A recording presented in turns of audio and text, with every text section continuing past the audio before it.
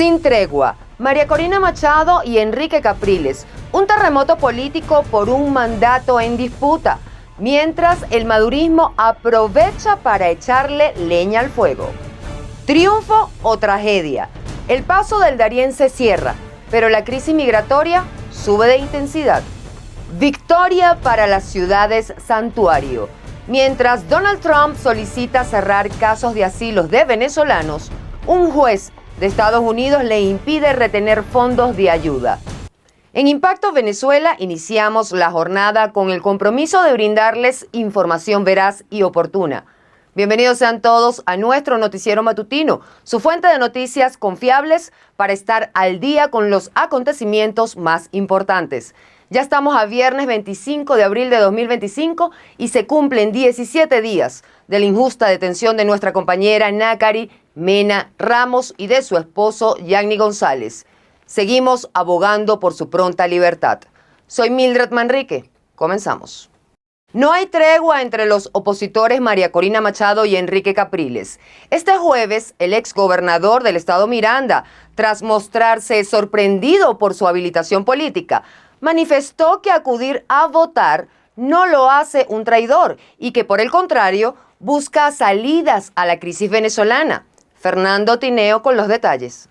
Ciertamente María Corina Machado ha sido enfática a la hora de calificar a quienes quieren ir a votar el 25 de mayo.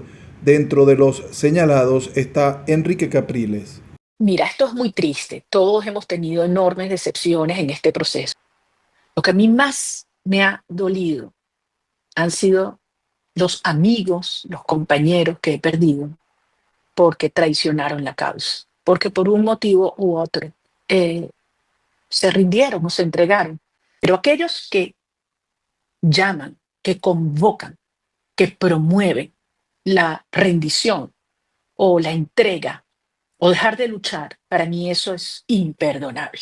Enrique Capriles respondió diciendo que la victoria en las primarias de María Corina Machado no la hace líder por tiempo indeterminado.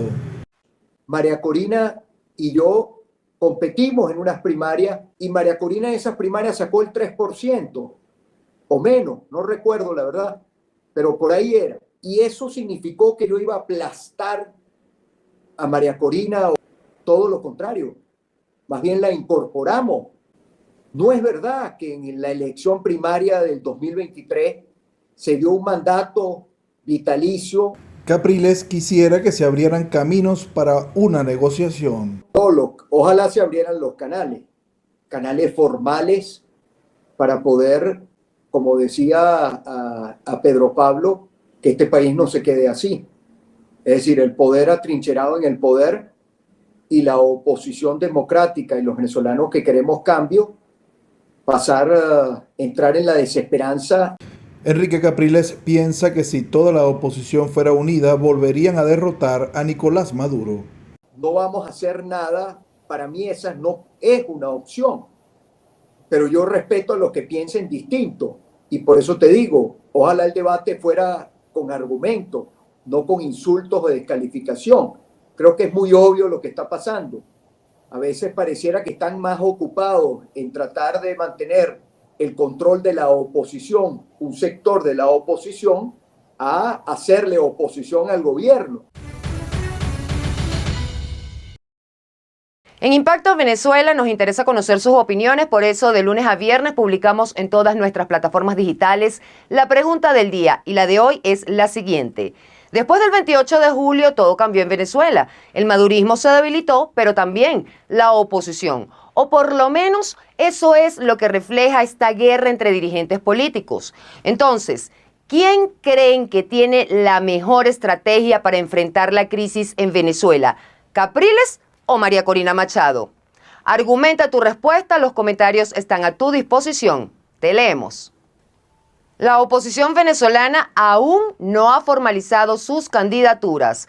Una estrategia que, según el politólogo Daniel Arias, responde a la necesidad de una mejor organización comunicacional y al fortalecimiento de sus equipos. Arias sostiene que la campaña antichavista será progresiva, dado que la popularidad del gobierno no ha experimentado un aumento significativo tras la elección presidencial del pasado 28 de julio. En contraste, el primer vicepresidente del Partido Socialista Unido de Venezuela, Diosdado Cabello, afirmó que la demora opositora se debe a un presunto intento deliberado de ocultar a sus candidatos, supuestamente por ser impopulares. Stephanie García nos amplía. La oposición aún no ha presentado formalmente a sus candidatos como parte de una estrategia que busca optimizar su organización comunicacional y consolidar sus equipos. Así lo explica el politólogo Daniel Arias, quien además señala que la campaña contra el chavismo se desarrollará de forma progresiva, dado que la popularidad del gobierno no ha mejorado desde el 28 de julio. La campaña electoral de los candidatos opositores va a empezar realmente a partir del 1 de mayo, una campaña en ascenso los últimos 25 días. Sin la menor de las dudas, están utilizando el tiempo para armonizar los equipos y organizar las estrategias comunicacionales. Arias no descarta la posibilidad que se posponga nuevamente los comicios si se llega a presentar una situación de emergencia por servicios públicos o por el decreto económico, lo que retrasaría el cronograma electoral. El experto también explica que es imposible que en esta oportunidad la oposición llegue a un candidato único para hacerle frente al chavismo. A su juicio, existen grupos que atacan a sus contrincantes peor que la misma administración madurista. Existen grupos opositores que atacan a otros sectores con igual o más saña que el mismo gobierno. Por lo tanto, es imposible, si se parte de la idea de que todo el que está fuera del gobierno es opositor, pensar en una unidad perfecta, ya que existen grupos que se están enfrentando en una especie de guerra a muerte política, donde pareciera que es preferible que ganaran los candidatos del gobierno a que ganara un candidato opositor. Y esto se puede ver en múltiples ejemplos a nivel nacional, donde existen candidaturas regionales evidentemente absurdas. El secretario general del Partido Socialista Unido de Venezuela, Diosdado Cabello, aseguró que la oposición no presenta a sus candidatos electorales porque, según el número 2 del chavismo, están muy rayados. Uno no sabe quién se lanzó por la oposición. Eso es un secreto. Ellos no quieren decir nada porque están muy rayados. Uno no sabe porque ellos no se atreven a dar la cara y decirle al país: estos son los candidatos de la contrarrevolución. ¿Y qué van a ofrecerle ellos al pueblo? ¿Ganar gobernaciones para pedir sanciones? ¿Ganar la Asamblea Nacional para pedir bloqueos e invasiones? Cabello aseveró que los sectores opositores no son capaces de ganar una elección pese a contar con supuestos recursos económicos y apoyo internacional. Stephanie García, Impacto Venezuela. Panamá da por cerrada la crisis migratoria en el Darién, tras una drástica caída en el número de migrantes que atraviesan la selva. En abril, solo 73 personas han cruzado este paso en comparación con los más de 29.000 del mismo mes el año pasado. A pesar de esta disminución, los migrantes siguen siendo víctimas de abusos, especialmente los venezolanos, quienes representan una gran parte de los desplazados en América Latina. Génesis Pérez nos cuenta más. Con un mensaje categórico, el presidente de Panamá, José Raúl Mulino, aseguró que la crisis migratoria en la selva del Darién ha sido superada. La drástica caída en el flujo de migrantes de más de 29.000 en abril de 2024 a solo 77 este mes es la bandera de su misión cumplida. Siempre va a haber, es importante que se sepa, siempre va a haber y siempre ha habido, pero no en las dimensiones de decenas de miles que vivimos en los años anteriores. En el flujo inverso se mantiene en todo lo que hemos tenido este año, 7.757 personas, 2.319 en lo que va de abril contra 2.804 lo que fue en marzo.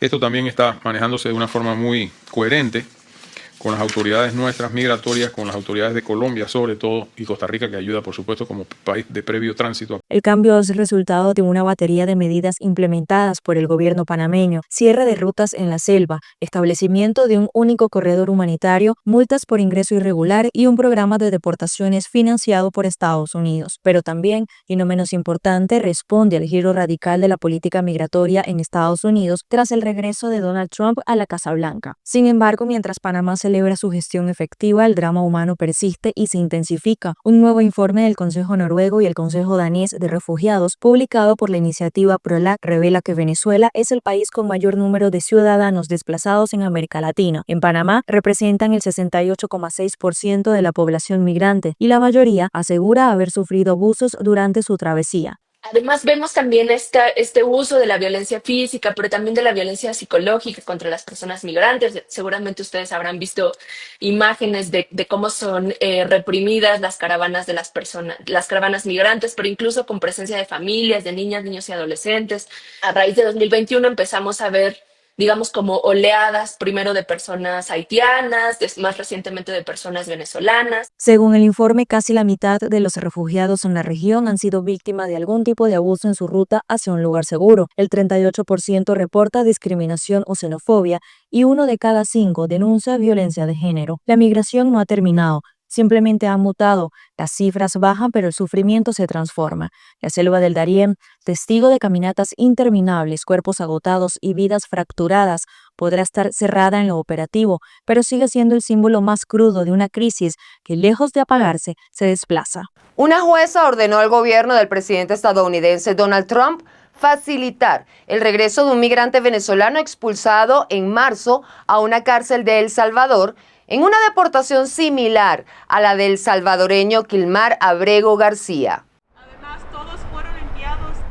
Una jueza ordenó al gobierno de Estados Unidos facilitar el regreso de un migrante venezolano enviado en marzo a una prisión de El Salvador. Según el fallo emitido el miércoles, el joven de 20 años, identificado como Cristian, llegó a Estados Unidos como menor acompañado y pidió asilo en diciembre de 2022, por lo que la magistrada estima que esa solicitud debe resolverse. Los representantes del Departamento de Seguridad Interior argumentan que el tribunal carece de jurisdicción en este tema. El caso forma parte de una demanda colectiva presentada en 2019 en nombre de personas que entraron en Estados Unidos como menores no acompañados y luego solicitaron asilo. En 2024 se aprobó un acuerdo de conciliación que impide deportarlos hasta que se resuelvan sus solicitudes de asilo. A mediados de marzo, Trump expulsó a más de 250 migrantes a los que acusa de pertenecer a pandillas y los envió a El Salvador, que los encarceló a cambio de dinero. La inmensa mayoría de ellos son venezolanos deportados en virtud de la Ley de Enemigos Extranjeros de 1798, usada hasta entonces solo en tiempos de guerra. El caso de Cristian recuerda al de Kilmar Abrego García, un migrante salvadoreño deportado por Estados Unidos a una cárcel de El Salvador. El gobierno de Trump no ha acatado el pedido de los jueces para facilitar su retorno, y el presidente salvadoreño Nayib Bukele también se opone a enviarlo de regreso. No se despeguen de nuestra pantalla, seguimos revisando otras informaciones destacadas en nuestra sección Impacto en 60 segundos. Juez de Estados Unidos prohíbe a Trump congelar fondos a la ciudad de santuario para migrantes. Stephen Miller, un juez federal de Estados Unidos, dictaminó que el presidente Donald Trump no puede retener fondos federales a las ciudades santuario que protegen a migrantes indocumentados. Esta decisión responde a la política de Trump de deportar a millones de migrantes y su amenaza de cortar fondos a ciudades como San Francisco, Chicago y Nueva York, que se niegan a cooperar con las autoridades federales de inmigración. Por otra parte, las audiencias de asilo de venezolanos expulsados a El Salvador bajo la Ley de Enemigos Extranjeros están siendo pospuestas repetidamente debido a la ausencia involuntaria de los solicitantes. Abogados que los representan reportan que en al menos 6 casos, el gobierno federal de Estados Unidos ha pedido a las cortes cerrar los procesos de asilo, argumentando que los inmigrantes ya no están en el país. INAMED activó sistema Aurora por lluvias en Venezuela. El gobierno activó el sistema Estación Aurora, un mecanismo de alerta temprana que forma parte del Sistema Nacional Integrado de Gestión de Riesgo para prevenir emergencias por lluvias en zonas vulnerables. Desarrollado con tecnología venezolana, este sistema permitirá a las comunidades medir las precipitaciones y emitir alertas sonoras o visuales ante cualquier peligro. También podrán informar al INAMED sobre lluvias excesivas en tiempo real para tomar acciones preventivas. Se exhorta a la ciudadanía a seguir las redes sociales del INAMED para mantenerse informada sobre los pronósticos climáticos. Esto ha sido todo por hoy en nuestro noticiero matutino. Esperamos que la información compartida les sea de gran utilidad. Recuerden que pueden mantenerse actualizados a través de nuestras plataformas digitales www.impactovenezuela.com, @ImpactoVE y en nuestras próximas emisiones. Que tengan un buen día. Nos vemos mañana con el favor de Dios.